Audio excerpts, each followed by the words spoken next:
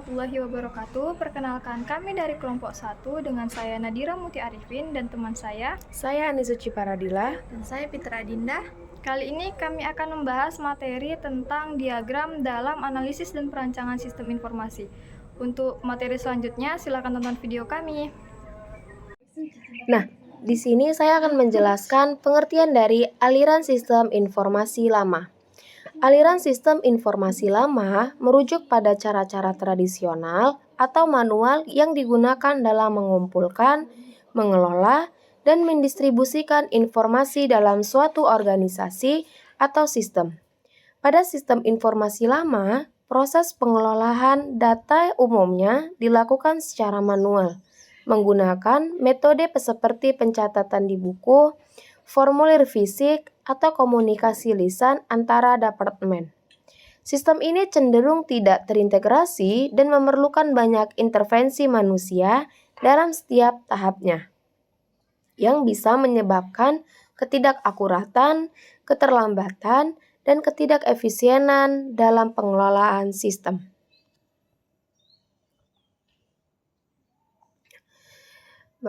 Lalu, aliran sistem informasi baru. Aliran sistem informasi baru merujuk pada pendekatan modern dalam pengelolaan dan pemanfaatan sistem informasi yang berfokus pada penerapan teknologi terkini, integrasi data yang lebih luas, dan kemampuan analitik untuk mendukung pengambilan keputusan yang lebih cepat dan tepat.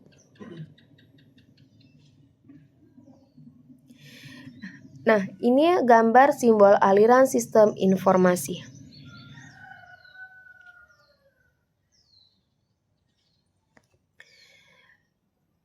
IRD. IRD adalah diagram yang digunakan untuk memodelkan hubungan antara entitas dalam suatu sistem basis data. IRD membantu dalam memahami struktur data dan hubungan antara data dalam suatu sistem sebelum diimplementasikan ke dalam database fisik. Nah, di sini ada gambar-gambar IRD.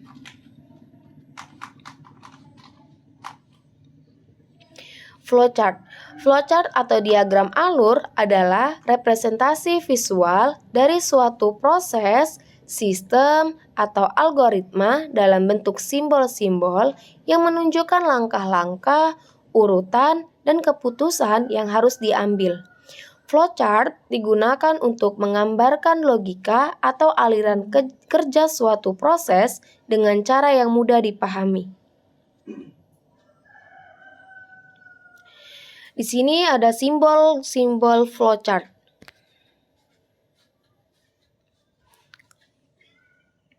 DFD.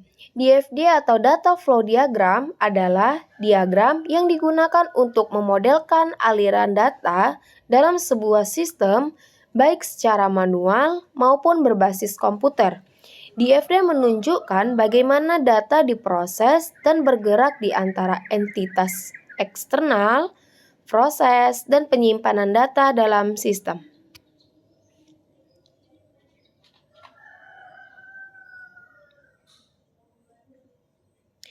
Nah, di sini ada simbol data DFD.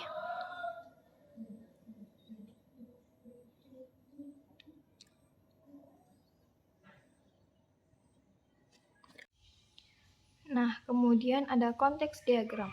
Konteks diagram adalah sebuah diagram yang digunakan untuk menggambarkan batasan sebuah sistem secara keseluruhan, termasuk interaksi antara sistem tersebut dengan entitas-entitas eksternal seperti pengguna, sistem lain, atau perangkat eksternal yang terkait. Diagram ini memberikan pandangan makro tentang sistem tanpa menunjukkan detail proses internalnya.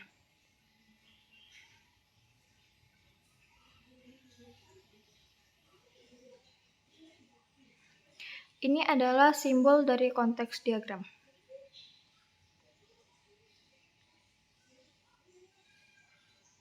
Lalu kita akan membahas studi kasus tentang pendaftaran sekolah SMA. Yang pertama, aliran sistem informasi atau ASI lama. Pada sistem informasi lama, proses pendaftaran sekolah dilakukan secara manual. Calon siswa dan orang tua wali datang langsung ke sekolah untuk mengambil formulir pendaftaran. Berikut langkah-langkah ASI lama.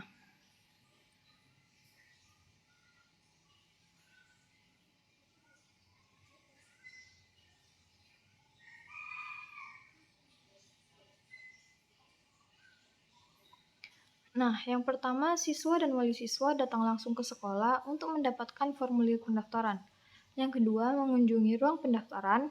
Yang ketiga, petugas pendaftaran menyambut dan memberikan penjelasan tentang langkah-langkah pendaftaran manual. Yang keempat, petugas pendaftaran memberikan formulir pendaftaran. Yang kelima, siswa mengisi formulir pendaftaran secara manual dengan data diri calon siswa. Yang keenam, siswa menyerahkan formulir pendaftaran. Yang ketujuh, petugas pendaftaran menerima formulir pendaftaran. Yang kedelapan, petugas pendaftaran meminta dokumen persyaratan. Yang kesembilan, siswa menyerahkan dokumen persyaratan. Yang ke-10, petugas pendaftaran menerima dokumen dari calon siswa. Yang ke-11, petugas pendaftaran memeriksa kelengkapan dokumen. Yang ke-12, petugas pendaftaran memberikan tanda terima atau bukti pendaftaran. Yang ke-13, siswa menerima bukti pendaftaran, lalu arsip. Yang ke-15, petugas pendaftaran memberi informasi tentang jadwal tes masuk. Yang ke-16, petugas pendaftaran memberikan dokumen ke panitia seleksi. Yang ke-17, panitia seleksi menerima dokumen. Yang ke-18, panitia seleksi mengadakan tes akademik. Yang ke-19, panitia seleksi mencatat hasil penilaian. Yang ke-20, panitia seleksi memberikan hasil seleksi dan dokumen pendaftaran. Yang ke-21, kepala sekolah menerima hasil seleksi dan dokumen pendaftaran. Lalu, kepala sekolah melihat hasil seleksi dan dokumen pendaftaran. Yang ke-23, kepala sekolah menerima atau tidak menerima calon siswa. Yang ke-24, petugas administrasi mengumpulkan hasil pendaftaran. Yang ke-25, petugas administrasi memproses administrasi lanjutan seperti pembayaran biaya pendaftaran. Yang ke-26, petugas administrasi menyerahkan daftar kebutuhan seperti seragam, buku, dan lain-lain. Yang 27, siswa menerima kebutuhan siswa. Yang ke-28, siswa menyelesaikan pembayaran awal. Yang ke-29, petugas administrasi menerima pembayaran awal. 30, petugas administrasi memproses pembayaran. 31, petugas administrasi memberikan bukti pembayaran. Yang ke-32, siswa menerima bukti pembayaran. 33, petugas pendaftaran memberikan informasi jadwal masuk sekolah. 34, siswa menerima jadwal masuk sekolah. Dan yang terakhir, arsip. Yang kedua adalah aliran sistem informasi atau ASI baru. Pada sistem informasi baru, proses pendaftaran sekolah dilakukan secara online. Berikut langkah-langkah ASI baru.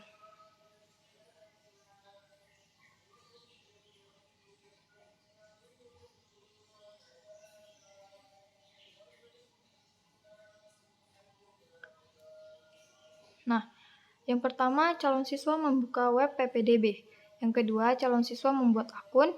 Yang ketiga, sistem pendaftaran mengirimkan email verifikasi. Yang keempat, calon siswa memasukkan atau mengklik tautan verifikasi. Yang kelima, calon siswa mengisi data pendaftaran.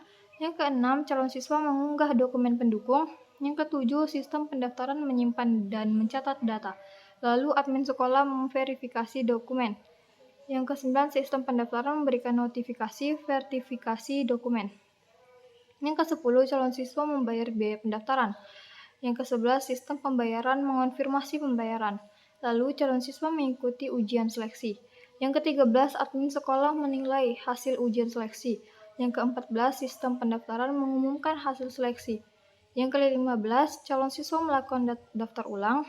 Yang ke-16, sistem pendaftaran mencatat status siswa. Yang ke-17, siswa baru mendapatkan akun sistem akademik. Yang ke-18, siswa baru mengikuti orientasi sekolah. Yang ke-19, siswa resmi terdaftar di sekolah. Baiklah, ini adalah contoh Entity Relationship Diagram atau ERD. Nah, berikut keterangannya. Yang pertama, ada entity calon siswa. Atributnya ada ID calon siswa, jenis kelamin, telepon, email, alamat, tanggal lahir, nama. Yang kedua ada entity orang tua. Atributnya ada ID orang tua, nama orang tua, telepon, pekerjaan, alamat. Yang ketiga ada entity petugas pendaftaran. Atributnya ada ID petugas pendaftaran, nama petugas, telepon, email, jabatan. Yang keempat ada entity petugas administrasi. Atributnya ada ID petugas administrasi, nama petugas, telepon, email, jabatan. Dan yang kelima ada entity kepala sekolah. Atributnya ada ID kepala sekolah, nama kepala sekolah, telepon, dan email.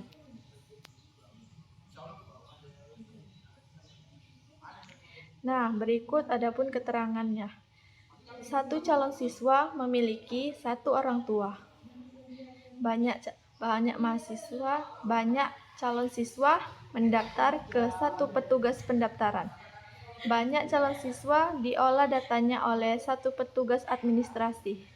Satu kepala sekolah mengambil keputusan banyak calon siswa. Nah, ini ada contoh flowchart. Nah, teman-teman lihat ya. Oke, dan ada pun contoh data flow diagram atau DFD. Nah, sini keterangannya. Yang pertama ada calon siswa. Proses dimulai dari calon siswa yang ingin mendaftar. Yang kedua, formulir pendaftaran. Calon siswa mengisi formulir pendaftaran yang berisi data-data pribadi dan persyaratan yang dibutuhkan. Yang ketiga, ada pendaftaran. Formulir pendaftaran yang sudah terisi, kemudian didaftarkan. Yang keempat, ada periksa data. Data yang telah didaftarkan akan diperiksa kelengkapannya. Jika ada data yang tidak lengkap, proses akan kembali ke tahap pengisian formulir. Yang kelima, ada data siswa. Setelah data lengkap, data siswa akan disimpan. Yang keenam, ada panitia pendaftaran. Panitia pendaftaran akan melakukan verifikasi terhadap data siswa.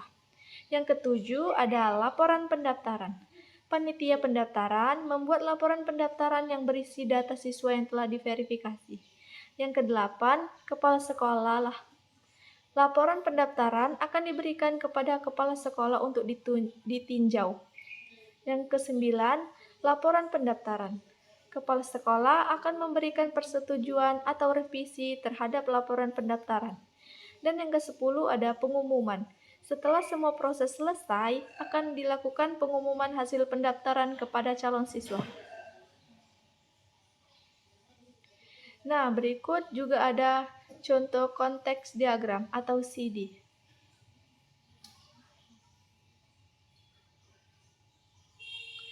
Nah, keterangannya yang pertama ada calon siswa mengirimkan data melalui formulir online atau fisik, lalu menerima hasil seleksi.